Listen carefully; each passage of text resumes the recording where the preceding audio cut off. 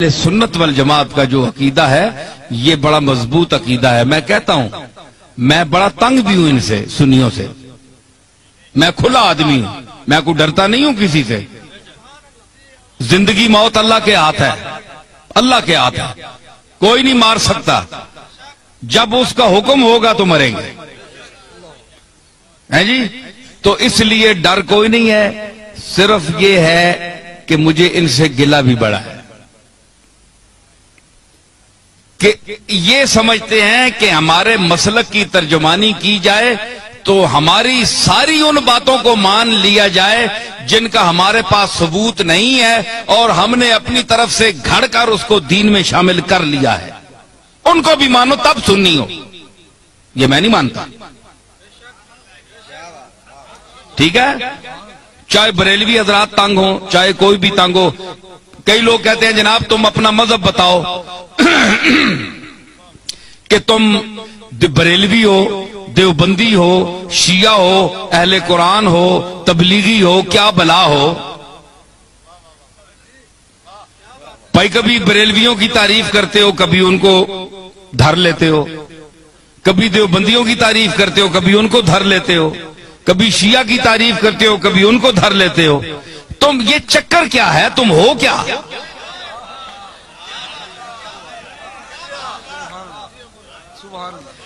ہے جی, آج میں آپ کو بتاتا ہوں میں کیا ہوں.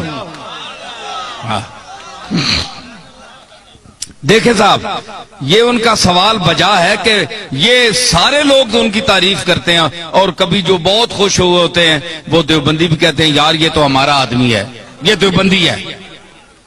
وہ دوسرا خطاب سنتے ہیں وہ کہتے ہیں تب تن کے رکھ چھوڑیا سسا. بریلوی کہتے ہیں جناب یہ ہمارا ہے, تو دوسرا خطاب سنتے ہیں اس میں کوئی ان کی بات ہوتی ہے, ان کو دھر لیتا ہوں, وہ کہتے ہیں یہ گیا, یہ تو کچھ بھی نہیں ہے, ہمارا تو نہیں ہے. شیعہ کہتے ہیں اہل بیت کی تعریف اس سے بڑھ کر کسی نے کی نہیں, کبھی ان کو بھی کوئی چٹکی لگا دی, وہ کہتے ہیں یار ہمیں بھی ہماری خبر بھی لے گیا. اہل قرآن, تبلیغی, اہل حدیث تعریف بھی کرتا ہوں, مذمت بھی کرتا ہوں. وہ کہتے ہیں یہ چیز کیا ہے, یہ ان کی معجون مرکب کیا ہے, حدود اربع ان کے کیا ہے.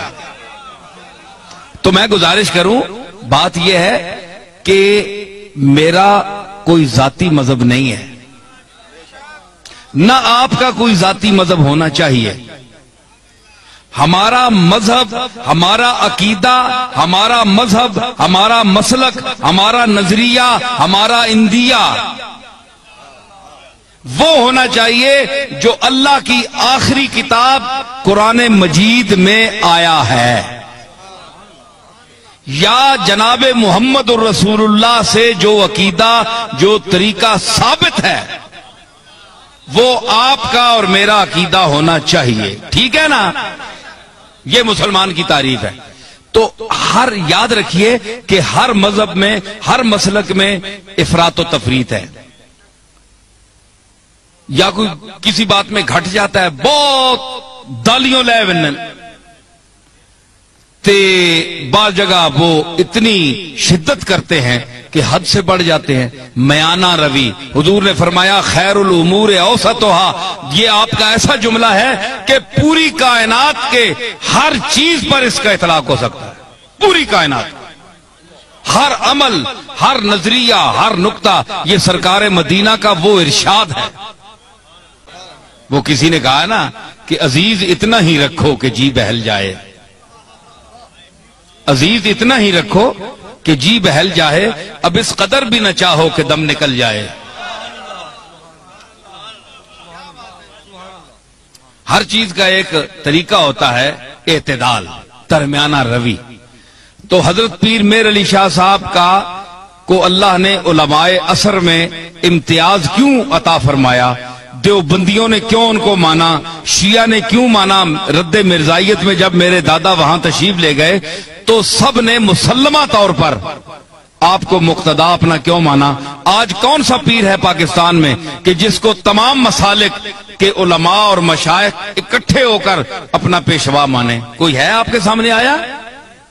نہیں آیا, اس لیے کہ وہ خود معتدل نہیں ہے, وہ پارٹی کا بن گیا ہے, پارٹی کا ہو کر رہ گیا ہے.